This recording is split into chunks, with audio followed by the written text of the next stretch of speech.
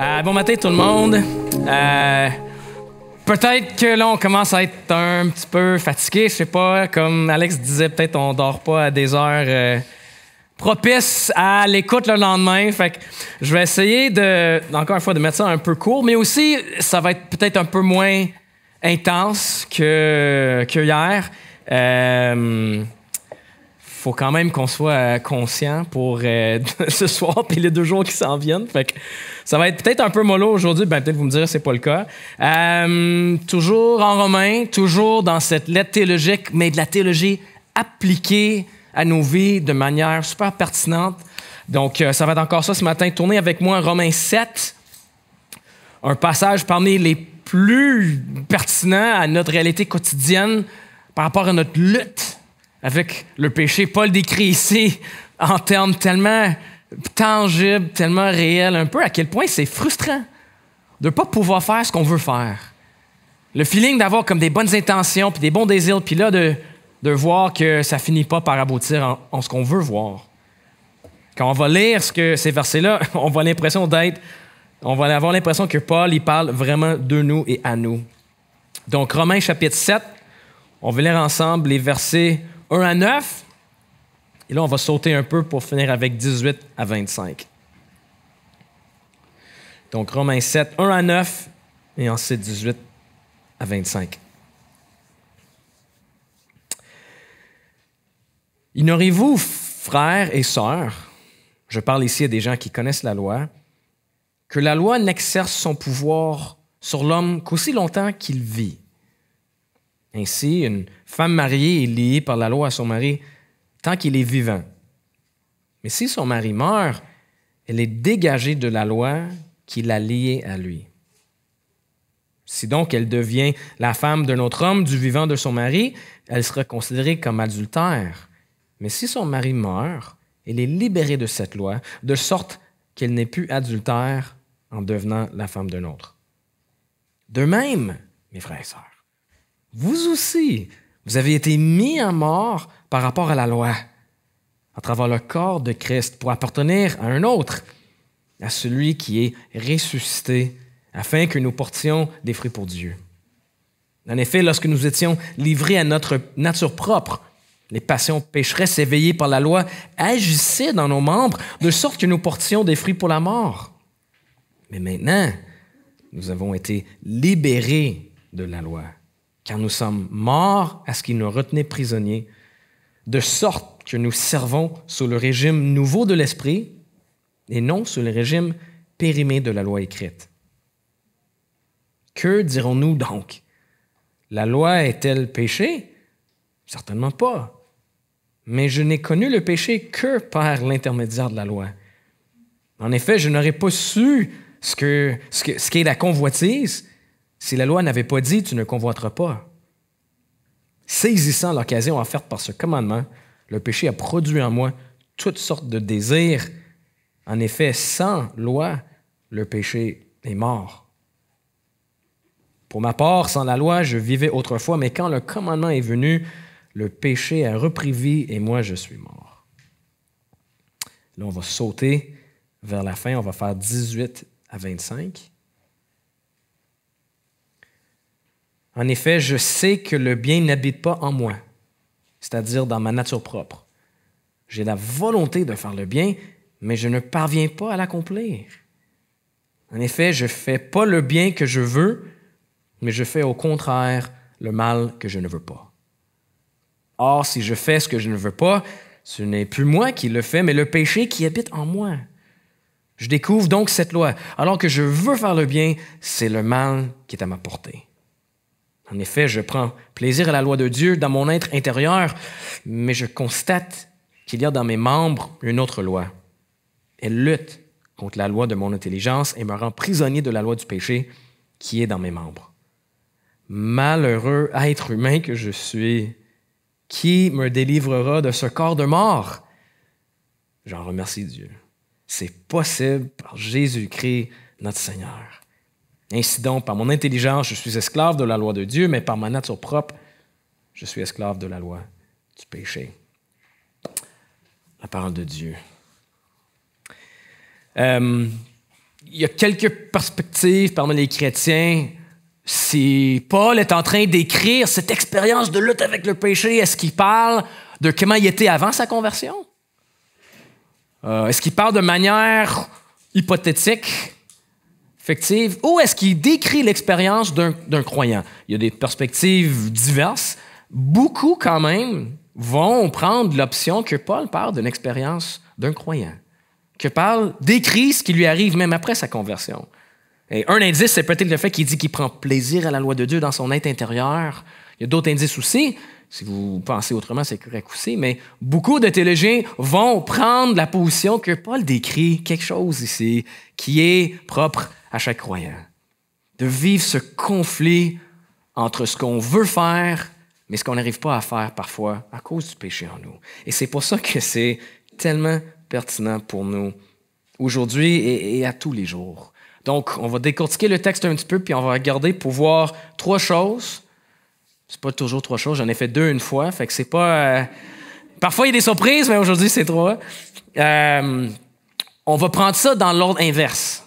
Paul, il commence pas avec le problème, il commence avec la solution, mais nous, on va commencer avec le problème pour mieux suivre la logique. Donc, on va voir premièrement le problème, ensuite le catalyseur. C'est une chose qui catalyse, qui empire le problème. Et là, troisièmement, la solution. Donc, 3 choses, c'est tout simplement le problème, le catalyseur et la solution. Regardons ça ensemble et prions Dieu. Seigneur Dieu, ce matin, encore une fois, tu as quelque chose à dire, au moins une chose à dire à chacun de nous. Merci que peut-être on est fatigué, puis c'est pour les meilleures raisons. Tellement de temps avec nos enfants, les enfants des autres, dans l'eau, en train de jouir de ta création. Merci pour tout ça. On te demande de nous donner de l'énergie, de nous donner de la force afin vraiment de porter attention à ta parole et ce que tu veux nous dire. Ouvre nos cœurs et donne-nous ce qu'il faut pour entendre ta voix ce matin. On prie au nom de Jésus. Amen. Donc, le problème, il dit, c'est que il y a le bien qui n'habite pas en moi, versets 18 et 19. En effet, je ne fais pas le bien que je veux, mais je fais au contraire le mal que je ne veux pas. Je découvre donc cette loi, alors que je veux faire le bien, c'est le mal qui est à ma portée. Tout le monde, je pense, peut s'identifier à ça. Combien de fois on s'est retrouvé dans une situation où on savait ce qu'on devait faire, et là, on se retrouve à faire l'inverse, et on est déçu de nous, on est frustré. C'est très, très normal.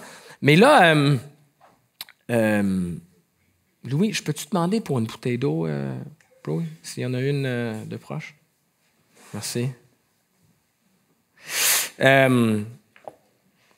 Si c'est l'expérience humaine de ne pas pouvoir faire ce qu'on veut faire, bien, la question qu'on devrait se poser, c'est pourquoi est-ce qu'on est comme ça? Pourquoi est-ce que ça nous affecte tous, ce problème de ne pas parvenir à faire ce qu'on veut? Est-ce que c'est un problème qui est inné? Est-ce que c'est acquis? Est-ce que c'est dû à comment on a été élevé? Notre culture, notre environnement, notre ADN? Hey, thanks, man, j'apprécie. C'est une question, en fait, que tout le monde se pose. Encore une fois, même nos amis non-croyants. Oh, man. Et ça fait du bien, ça. Il y a un prof de philo à l'État de l'Université de San Francisco du nom de Jacob Needleman, et il a écrit un livre sur ce sujet. Le nom du livre, c'était « Pourquoi ne pouvons-nous pas être bons? » Pas un croyant du tout, mais il réalise qu'il y a quelque chose qui ne va pas. Pourquoi? Il dit, c'est la question que l'humain doit se poser. Pourquoi sommes-nous comme Romains 7? Mais lui, il ne parle pas de Romains 7, mais pourquoi sommes-nous comme ça? Et savez-vous, c'est quoi sa réponse? Après 308 pages de livres, il termine et il dit, on ne sait pas. Hey, c'est frustrant. Hey, tu voudrais un remboursement après avoir acheté un livre et pas de solution. Même, oublie solution, il n'y a même pas un problème défini. 308 pages. Il arrive à la fin, puis il y a des théories, des idées, des réflexions, des anecdotes, mais il n'arrive jamais à dire « voici la cause ». Ça, c'est terrible. Quelle situation terrible pour l'homme et la femme. C'est pas juste qu'il n'y a pas de solution, on n'arrive même pas à bien décrire le problème. Donc oui, malheureux être humain que je suis. Mais c'est pour ça que dans ce texte, c'est une bonne nouvelle que Paul nous permet de décrire le problème. Dieu nous dit ici exactement la raison pour laquelle nous sommes comme on est. Et oui, tu sais, les chrétiens depuis longtemps, ou peut-être même depuis pas longtemps, vont dire c'est le péché. Et c'est vrai, mais il faut ralentir juste un petit peu parce que c'est plus que ça. D'habitude, on définit le péché comme des actions ou des pensées contre la volonté de Dieu. On brise ses commandements, on se rebelle contre son autorité aimante. C'est vrai, mais c'est plus que ça. Verset 8 explique que saisissant l'occasion offerte par ce commandement, le péché a produit en moi toutes sortes de mauvais désirs. Wow! Le péché a produit en moi. Il parle du péché comme si c'était une force, une présence en nous, qui a une capacité de production, de produire quelque chose. Et c'est bien le cas. Verset 23, il dit « Le péché nous retenait prisonniers ». Le verset 20, clairement, est décrit comme une force qui habite en nous. Et le verset 18, le chrétien il a la volonté de faire le bien, mais ne parvient pas à l'accomplir. Ou peut-être dans votre traduction, ça dit même « J'ai la volonté, mais non le pouvoir de faire le bien ». Comme s'il y a un autre pouvoir qui peut habiter en quelqu'un. Donc, le péché, c'est pas juste ce que tu fais ou fais pas, c'est aussi une partie de qui nous sommes, une force qui réside en nous jusqu'à ce qu'on devienne quelque chose de nouveau. Jusqu'à ce qu'une nouvelle force plus puissante vienne habiter en nous. Donc, c'est ça la question que le professeur Needleman n'arrivait pas à décrire. Pourquoi ne pouvons-nous pas être bons? Bien, à cause de la présence et le pouvoir du péché. Alors, c'est pour ça que je dis que c'est une bonne nouvelle, parce que là, au moins, on sait qu'est-ce qui ne va pas en nous.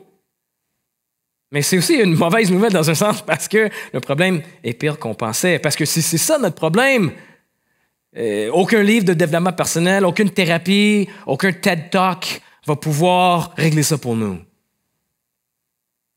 Et la solution, donc, c'est de trouver une force plus puissante. Mais avant de continuer, je vais juste mentionner quelque chose. Vu que ce que je viens d'écrire est une expérience universelle, nos amis qui ne connaissent pas Christ vivent ça aussi à tous les jours. Et donc, ça nous ouvre une porte pour pouvoir parler des choses spirituelles. Je sais que c'est tough parfois, on ne sait pas où commencer, on ne sait pas comment aborder le sujet, on ne sait pas comment parler de la foi, mais voici une porte de parler du fait qu'on est tous en train de manquer à nos propres standards, puis on ne fait pas ce qu'on veut.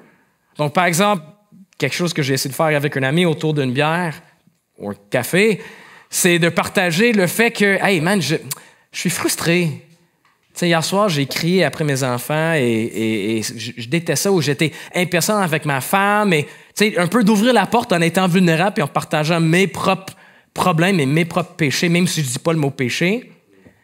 Et l'inviter aussi de partager qu'est-ce qui ne va pas pour lui non plus. Puis là, de dire, ben pourquoi penses-tu que ça ne va pas? T'sais?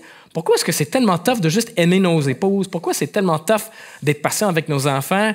Et boum, on est là-dedans. T'sais, avant même de partager la solution, il faut exposer le problème un petit peu. Puis lui montrer qu'on vit le même truc que lui. On est son allié dans ce sens-là. On est aussi victime de ce genre de briseur qui nous habite. Et là, ça nous ouvre la porte pour parler. Alors, il faut faire attention en tant que chrétien de ne pas projeter une image de perfection, comme si tout allait bien. Non, on peut être honnête avec notre ami puis lui dire quand ça ne va pas, parce que peut-être ça va lui ouvrir la porte pour dire la même chose. Fait que Dieu a donné pour nous un allié dans le cœur humain de chacun de nos amis non-croyants, le fait qu'en général, il veut faire du bien, puis il n'arrive pas à le faire. Donc, on peut montrer en Jésus-Christ la solution. Donc, voici le problème, c'est le pouvoir du péché. Et deuxièmement, il y a un catalyseur. Il y a quelque chose qui pourrait sembler la solution, mais qui n'est pas la solution, et c'est la loi. La loi peut paraître la solution, mais dans le fond, c'est juste un catalyseur. Ici, c'est essentiel de comprendre de quel genre de loi Paul parle ici. Très souvent, la vaste majorité du temps, Paul, quand il parle de la loi, il parle de la loi mosaïque. C'est-à-dire l'ensemble des préceptes donnés par Moïse au peuple juif, consignés dans la Torah, donc les 5 premiers livres de la Bible. Et pour expliquer le rapport que le chrétien a avec la loi, Paul utilise une image très intéressante, l'image du mariage. Puis il va dire que c'est comme si le peuple de Dieu était marié à la loi, mais là, il y a eu un décès, et maintenant, il n'a plus besoin d'être fidèle à son partenaire. C'est comme ça que ça marche dans la vie. Non, moi, je suis marié à Émilie, et je suis obligé et je veux être fidèle à ma femme Émilie, mais si Émilie meurt, je serai libre de me remarier avec une autre femme sans que je sois en train de tromper ou être fidèle à Émilie. Right? Ben, c'est exactement cette image que Paul essaie de nous montrer avec la loi mosaïque. Le peuple de Dieu, anciennement, dans l'Ancien Testament, était marié à la loi, avait besoin d'être fidèle à la loi de Moïse. Toutes les lois dans les 5 premiers livres de la Bible. Mais là, il y a eu une mort, la nôtre. C'est un chrétien, tu as vécu une mort. Tu es mort avec Jésus. Tu es tellement uni à Jésus que tu es mort avec Jésus, ressuscité avec Jésus. Verset 4. De même, mes frères et sœurs, vous aussi, vous avez été mis à mort par rapport à la loi, à travers le corps de Christ. Donc, la mort que Jésus a vécue à la croix, c'était ta mort aussi. Donc, maintenant, si tu as vécu la mort, tu n'es plus lié à ton partenaire. Tu n'es plus marié à la loi. C'est ça que Paul dit, la loi mosaïque. Grâce à la mort de Christ, tout chrétien, et surtout les chrétiens juifs, ont été libérés de la loi de Moïse et sont pu tenir d'obéir à cette loi. Verset 6. Maintenant, nous avons été libérés de la loi car nous sommes morts à ce qui nous retenait prisonniers. Si vous êtes familier un peu avec l'Ancien Testament, peut-être vous vous posez la question, OK, là, on a été libérés, en tant que chrétiens d'aujourd'hui, chrétiens québécois, on a été libérés de quelle loi mosaïque? Il y en a pas mal. Il y en a beaucoup. On est libre de quelle loi? Puis une façon traditionnellement qu'on essaie de comme diviser ça, de répartir ça, on va mettre la loi de Moïse en 3 groupes. On va dire qu'il y avait des lois civiles qui régissaient leur nation, leurs relations les uns entre les autres. Il y avait aussi les lois cérémoniales, les sacrifices, la circoncision, tout le reste. Et 3e catégorie, les lois morales. Et généralement, les chrétiens vont dire, les lois civiles, ça a été abrogé, c'est caduque. Les lois cérémoniales, absolument, Paul dit clairement que la circoncision, c'est plus pratiqué, ou que c'est plus obligé. Sacrifice, on fait plus de sacrifices avec des animaux. Mais les gens vont dire, la dernière catégorie, ça reste les lois morales. Mais ce qui est intéressant ici, et c'est bien correct si vous n'êtes pas d'accord avec moi sur ce point, c'est pas un point majeur, premier degré d'importance, mais Paul, il dit pas loi plurielle, vous avez remarqué? Il parle de la loi comme un tout. Il dit la loi singulier. Il semble traiter la loi mosaïque comme un tout. Et pas juste ça, mais si tu essaies de classer les lois de l'Ancien Testament dans des catégories civiles, cérémoniales, c'est pas évident parce que parfois ça touche plusieurs catégories. Vous vous rappelez peut-être, il y a une loi qui dit qu'il faut construire une balustrade sur son toit. C'est une bonne idée pour pas que personne tombe puis poursuive, c'est excellent, mais ça, c'est-tu une loi morale ou c'est-tu une loi civile? Honnêtement, c'est une bonne question. C'est-tu une loi qui reste pour le chrétien? Le chrétien, est-tu obligé de construire une balustrade sur son toit, sinon c'est un péché? Et c'est quoi un toit, techniquement? C'est quoi une balustrade? Je vais aller à Home Depot valider la Bible avec lui. Ça devient un peu compliqué. Ou par exemple, quand ça dit que quand tu feras la moisson, il faudrait que tu laisses un petit peu sur le côté pour que les gens pauvres puissent venir glaner. Ça, c'est-tu une loi civile ou morale? Il me semble qu'il y a un aspect moral là-dedans. Mais nous, on n'est pas la plupart fermiers. Fait qu'est-ce qu'on fait avec ça? Ça donne l'impression, pour moi, au moins, encore une fois, pas besoin d'être d'accord avec moi, mais ça donne l'impression que ces catégories-là de civil, cérémonial, moral sont un peu artificielles.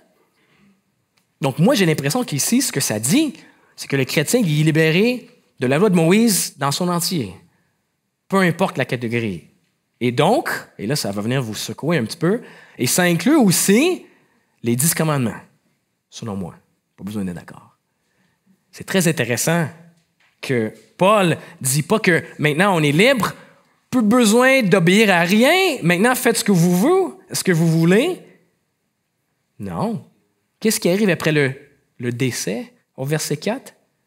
Vous aussi, vous avez été mis à mort par rapport à la loi à travers le corps de Christ pour appartenir à un autre. C'est pas ciao bye la loi, maintenant je fais ce que je veux. Non, c'est ciao bye le régime contraignant et fardeau de la loi pour appartenir à Jésus pour faire ce qui lui plaît. C'est la loi de Jésus-Christ qui est la loi et le standard du chrétien. Et ce qui est très intéressant, parce que je sais que j'en ai secoué pas mal quand j'ai dit les 10 commandements, vous savez que dans les 10 commandements, 9 des 10 se retrouvent dans le Nouveau Testament, comme faisant partie de la loi de Christ. Donc non, vous n'avez pas besoin d'avoir peur que je vais venir vous tuer dans l'après-midi parce que Brad ne croit pas à ça. Non, non. C'est répété dans le Nouveau Testament 9 sur 10. La seule exception, c'est le commandement sur le sabbat. Et beaucoup de chrétiens croient que ce commandement-là n'est plus valide pour les chrétiens d'aujourd'hui. C'est sage de prendre du repos, on s'entend. Mais ça veut dire que si tu es aux études en médecine ou si tu commences un business puis tu n'es pas capable de prendre un sabbat un dimanche, ça ne veut pas nécessairement dire que c'est un péché. En tout cas, ça, c'est ce que moi, je crois. Mais si tu ne prends pas de repos et que tu fais une idole de ta carrière ou d'autre chose et que tu te brûles, non seulement que tu fais mal à ton corps, mais là, tu te retrouves dans un péché. Non? Donc, qu'est-ce qu'on fait avec les 5 premiers livres de la Bible? Est-ce qu'on les arrache? On les brûle dans le feu de camp à soir? Non. Non, évidemment non, parce que ça révèle le caractère de Dieu. Ça anticipe la venue du Messie, comme on a vu hier, tu sais, qu'on a fait le tour de Noé, Abraham, David. Mais non seulement ça, c'est une source incroyable de sagesse. Moi, je ne suis pas fermier, moi, je n'ai pas des champs. Fait que comment est-ce que je peux laisser les gens pauvres venir glaner? Bien, une chose qu'Émilie et moi, on a décidé de faire, c'est tellement petit, c'est quasiment niaiseux, mais avec nos caisses de bière, au lieu de les retourner à l'épicerie, on les laisse sur le bord de la rue. En arrière de chez nous, il y a un HLM, hébergement à loyer modique, en arrière de nous. Fait qu'on le laisse à côté pour que les gens puissent ramener ça eux-mêmes à l'épicerie pour avoir un peu d'argent. Parce que c'est valorisant, non? Tu sais, de faire un effort, un petit travail pour avoir une petite récompense financière. Tu sais, c'est peut-être même mieux que juste donner de l'argent. Anyways, c'est notre façon de laisser les gens glaner un peu dans nos champs. C'est pour un gars urbain à Montréal, c'est ça notre option. Mais tu sais, il y a bien de la sagesse dans ces livres-là. Non, inquiétez-vous pas. Non.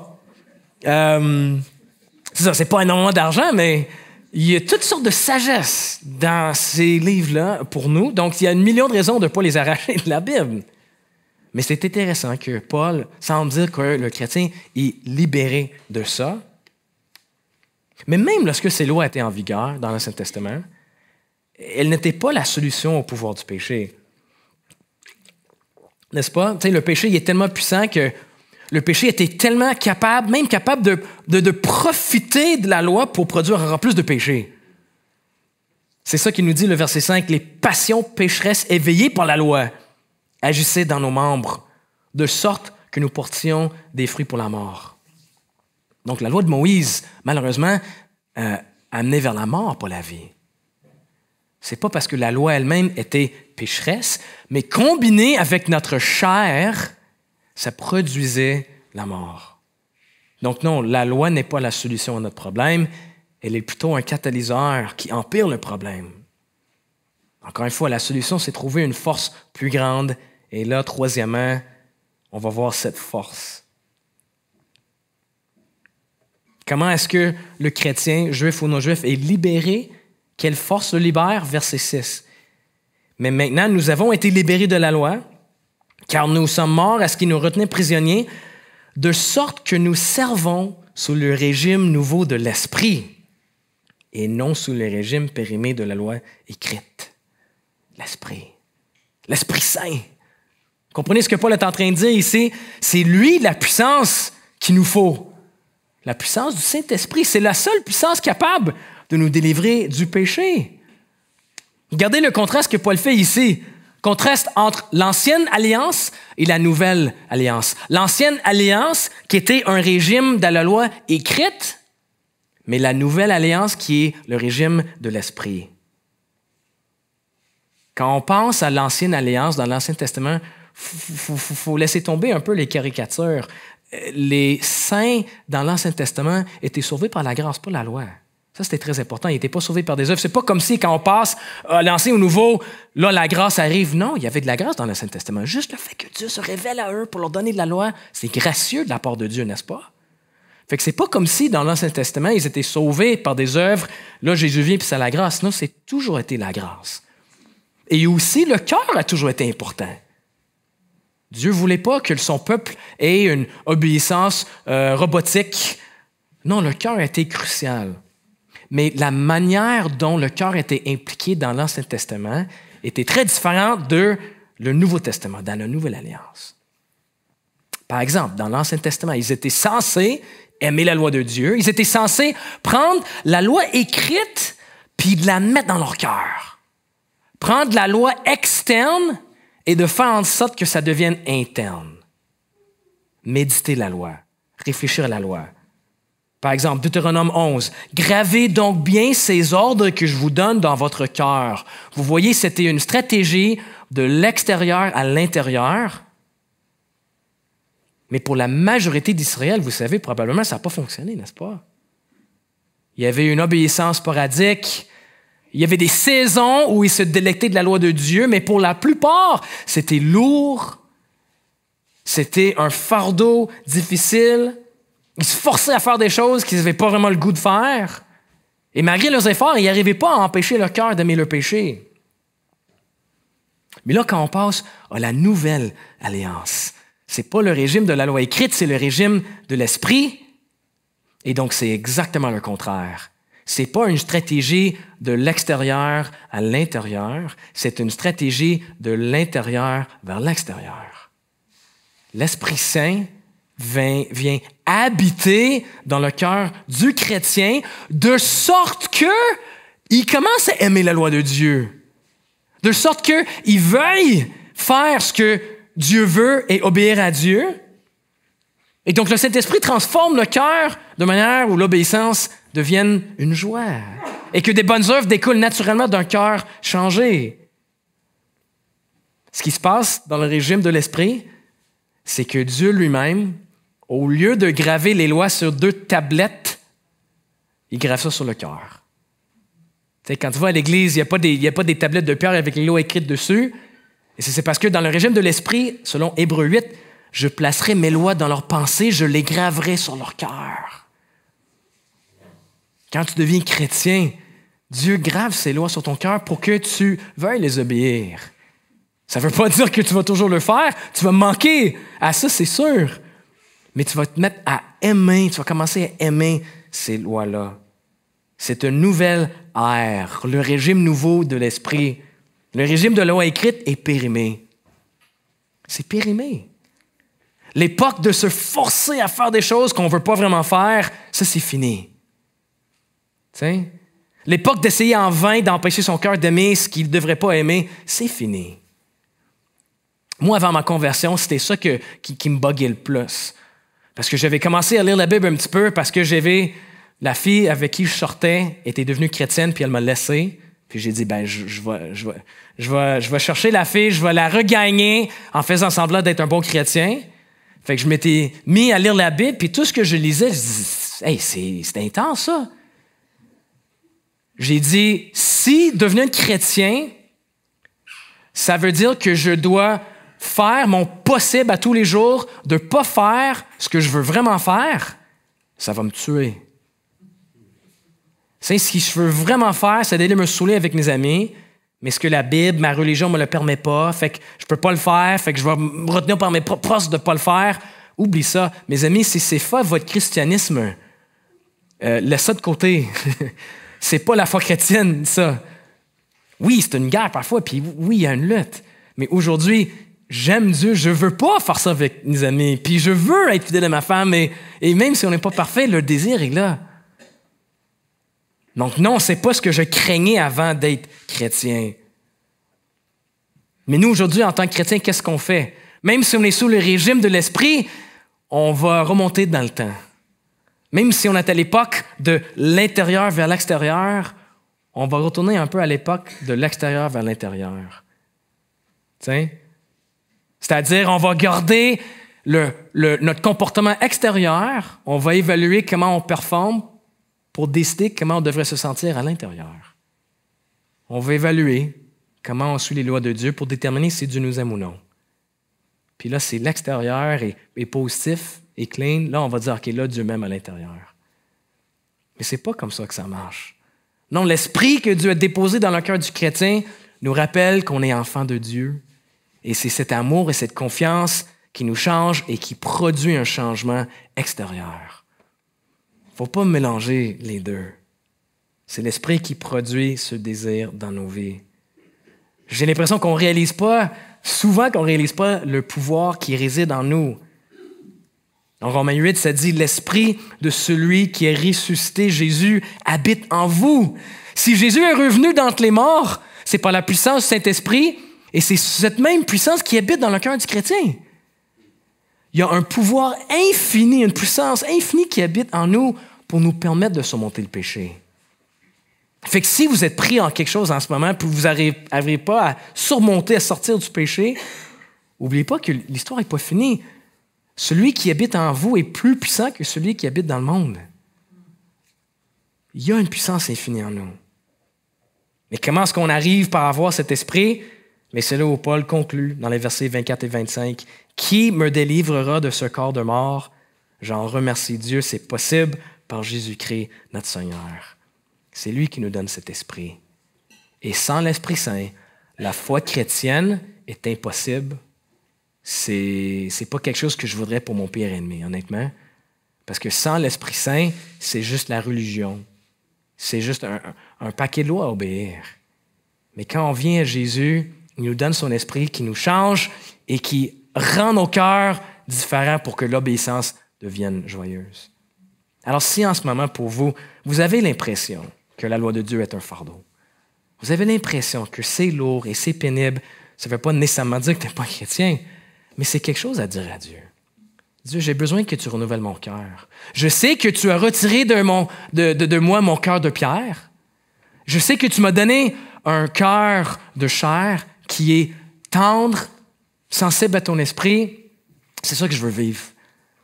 Je veux retomber en amour avec toi et avec ta loi.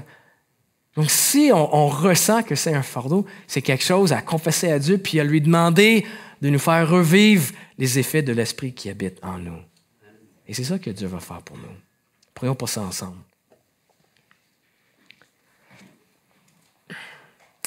Père éternel, jusqu'à ce qu'on se retrouve dans ta présence, on est dans une guerre spirituelle, c'est vrai. Il y a un conflit en nous, entre le péché qui réside encore en nous et notre nouveau cœur qui déteste ce péché. Et on est frustré parfois de voir qu'on manque même à nos propres standards. Mais merci que grâce à Jésus-Christ, on a cette puissance. Grâce à toi, c'est pas le péché qui va gagner à la fin. Donc on te demande, Seigneur, oui, de renouveler aujourd'hui notre amour pour toi, notre amour pour la loi de Christ, celui avec qui on est marié, pour que on lui plaise, pour que tout ce qu'on fait plaise à Jésus et que ta loi, tes exigences nous semblent légères et douces parce que c'est comme plaisant pour quelqu'un qui t'aime. Fais ça dans nos cœurs, on te prie, au nom de Jésus. Amen.